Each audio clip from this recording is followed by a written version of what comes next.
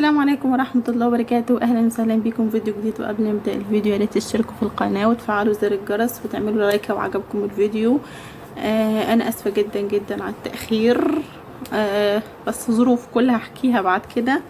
النهاردة واسفة لو التصوير مش قد كده، انا بحاول اصور من الصبح وكل حاجة معنداني والرينج لايت بتاعي اتكسر، فالحمد لله على كل شيء. النهاردة هتكلم عن اعراض كل الناس طلبت مني، وانا حاولت ارد على كل التعليقات اللي بتسأل عن الاعراض في وقت الانتظار. حسيتي بايه؟ اعراض ايه اللي حصل لك؟ الكلام ده كله هتكلم عنه في الفيديو ده، فحطوا لايك ويلا بينا نبدأ الفيديو. انا اللي حصل معايا بالظبط انه طول فترة الانتظار 15 يوم انا ما حسيتش بولا اعراض خالص، ولا ترجيع، ولا مفيش ترجيع طبعا الفترة دي، ولا ألم في الصدر، ولا مثلا ان انا بجرف من الحاجة او غثيان او دوخة او الكلام ده كله خالص، ولا اي حاجة خالص طول فترة 15 يوم. انا بس اللي حصل اللي جد عليا جديد، بس انا كنت صايمة اول اسبوع، كنت باكل كميات رهيبة، باكل كميات كبيرة جدا من الاكل، وبشرب مية كتير خالص خالص وانام كتير. بس اكل اشرب انام، اكل اشرب انام، ودي اول مره تحصل لي. بس هو ده العرض اللي كان حاصل لي طول ال 15 يوم، وحتى شهرين من الحمل، حتى شهرين من الحمل ما حسيتش ان انا حامل، ما عرفتش ان انا حامل، ما توقعتش ان انا اكون حامل خالص، ولا اي اشاره تدل اني حامل او مش حامل. لان قبل كده كان لما يحصل حق، كان لما ما يحصلش يعني نصيب وخلاص انا مش حامل، كان بحس باعراض البريود. انا ولا حسيت باعراض البريود اللي انا قبل كده اتكلمت عليها في كل مره حقن مجهري عملتها وما حصلش نصيب، ولا حسيت باعراض الحمل اللي الناس كانت بتقولي عليها. وفي ناس شخصيه، معرفه شخصيه يعني، وكله بيقولك المفروض تظهر من اول مثلا اسبوع من بعد الارجاع او 10 ايام من بعد الارجاع. اهم حاجه قبل التحليل لازم تحسي بحاجه من دي، ألم في الصدر، أو إنه هو مثلا حارجك، أو إنه مثلا تعبك، فالحاجات دي كلها، ولا جرف ولا قيء ولا الكلام ده كله. غير إني باكل كتير، بشرب مية، وبنام كتير خالص خالص. بس أنا كنت ده كله مثلا بقول عشان صايمة طول النهار، عشان أكيد باخد علاج وصيام، يعني كان في ليها مبررات عندي. وبرضو في هذا القبيل أنا ما حسيتش باعراض البريود زي ما بقولكم نهائي، ولا حسيت بدي ولا حسيت بدي. انا عديت ازاي فتره الانتظار؟ اول اسبوع كان اسبوع رمضان، ويا جماعه رمضان يعني انا لو انت عندك الفرصه ان انت تروحي تعملي حقن مجهري في رمضان، اتوكل على الله على طول. انت نفسيا حلوه، في يعني في روحانيات، في حاجات انت من جواكي، حتى لو ما ارادش ربنا وما حصلش نصيب هتحسي ان انت مطمنه، مفيش القلق بتاع كل مره ده، مفيش التوتر. انا ما حسيتش بكده، خصوصا اول اسبوع اللي انا قضيته في رمضان. يعني انت الاسبوع الاول وكانك انت اصلا ما عديتش اسبوع، الاسبوع الثاني كان فيه قلق طبعا، بس كانك الاسبوع الثاني ده كاني لسه عامله جديد، كاني لسه مثلا عامله ارجاع اللي هو بعد ما رمضان خلص. يعني انا اخدت اسبوع في رمضان، مفيش شيطان بيلعب في دماغك، مفيش نفس كل شويه عماله تقلب عليك المواجع، عماله تقولك وافرض حصل، وافرض ما حصلش، وافرض. الفرضيات دي ما كانتش خالص المره دي، سبحان الله. في رمضان ليه طلع الناس كلها عماله تقول لك دي ايام الاشهر، الايام الاخيره في شهر رمضان، العشر الاواخر، فان شاء الله ربنا هيكرمك. فانت في فال حلو، انا كان في جوايا حاجه، في فال حلو، في رضا، في احساس حلو الاسبوع الاول. الاسبوع الثاني اللي كاني لسه يعني عامله ارجاع جديد، فاللي هو بدات افكر، بس برضو مش زي ما انتي خلاص، والتوتر الكلام ده كله لا. فالحمد لله يعني. فانتي لو ليك الفرصه ان انتي تروحي تعملي في رمضان، توكل على الله وما تقوليش صيام وتعب والناس صايمه والدكاتره صايمه، بالعكس دي روحانيات، بالعكس الدكاتره بتقولك ده صيام. في حاجات حلوه، حتى مش عارفه انا حسيت احساس انه لا الحمد لله كانت خطوه حلوه خالص ان انا اعمله في رمضان. وانا كنت من جوايا من قبل ما ابدا، يعني من اول ما بدات في الحقن والابر والبرشام والكلام ده كله خالص عفوا، انا حاسه اني في رضا وفي حاجه حلوه، وانا متحمسه ان انا اعمل. ومش عارفه ليه، يعني انا كنت حاسه بحاجه جوايا هي اللي كانت محبباني، او لا قدر الله لو ما كانش حصل نصيب المره دي. بس طبعا الحمد لله الحمد لله، ما كنتش هزعل زي كل مره، مفيش الجلي بتاع كل مره، مفيش التوتر.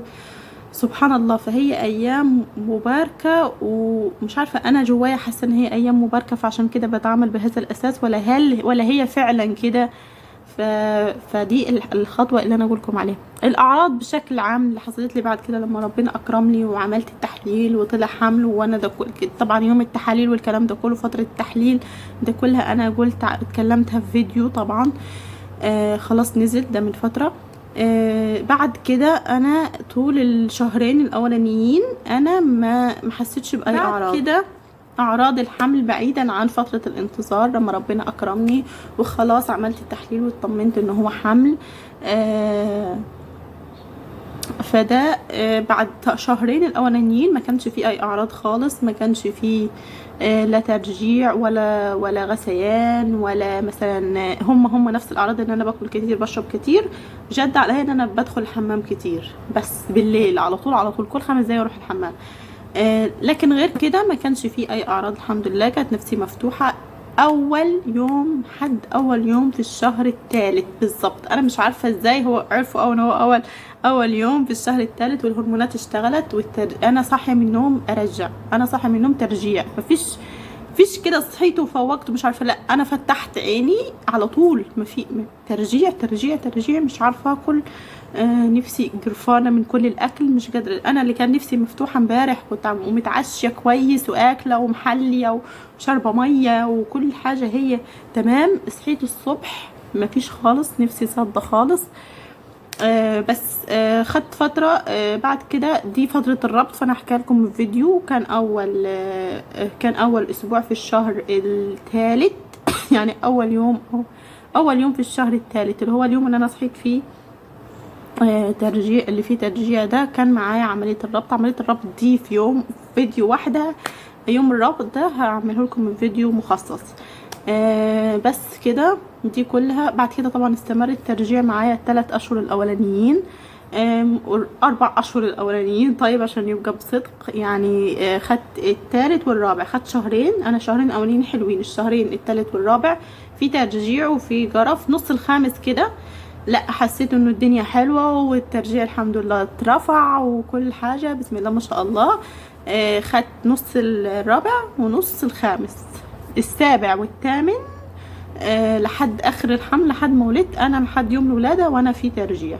السابع والثامن دول، نص السادس والسابع والثامن كله ده لحد يوم الولاده انا كان في ترجيع. والترجيع زاد مع الم في الظهر مع الم في البطن، مع انتي اصلا بعد كده في الشهر السابع والثامن هيبقى عندك تقلصات مع فالوضع صعب كان. في تقل، في كل ما ترجعي تحسي ان خلاص ظهرك ده هيموتك. انت بتولدي مش بترجعي. الترجيع زاد عن حده خالص، بدل يعني كانت مثلا مره الصبح، لا في الاخر خالص كانت كل مدى عماله يزيد الموضوع، بترجع اكتر من مره. مش عارفه كان ايه اللي حصل معايا، عماله اخد حقن للترجيع، عماله اخد برشام الترجيع برضو مش نافع. بس في حاجه انا هقولكم عليها بخصوص برشام الترجيع او الحاجات بتاعه الترجيع عموما. في الايام اللي انا ما كنتش باخد فيها او بهيب فيها من كتر الحقن، مثلا اقول خلاص ما اخدش بتاعه الترجيع، كان بيزيد زياده عن حده. يعني بدل مثلا ما هرجع 3 مرات كنت ارجع 5 مرات 6 مرات. هتحسي على طول ان معدتك حرجاكي. في برشام مستورد كنت باخده مش فاكره اسمه ايه بصراحه، فدايما كنا مش لاقيينه. في الوقت في الايام اللي انا ما كنتش باخد فيها، حتى بعد ما ارجع احس معدتي تعباني وحرجاني لا. لكن الايام اللي كنت باخد فيها بصراحه كنت خلاص رجعت افوق واخد البرشامه بتاعتي والدنيا تظبط واكل عادي واكمل يومي عادي. لكن كان مش موجود، هو مش متوفر. ففي ايام طبعا كتير خالص ما كنتش عارفه اخده او ما كانش موجود عشان اخده، فلا ما كنتش بعرف اكل طول اليوم طالما مش واخداه. لكن خدتيه هتحسي رجعتي معدتك ارتاحت، في حرجان كده اتشال. حرجان المعده ده هياخد منك رقات كده زي ما بيقولوا في الحمل.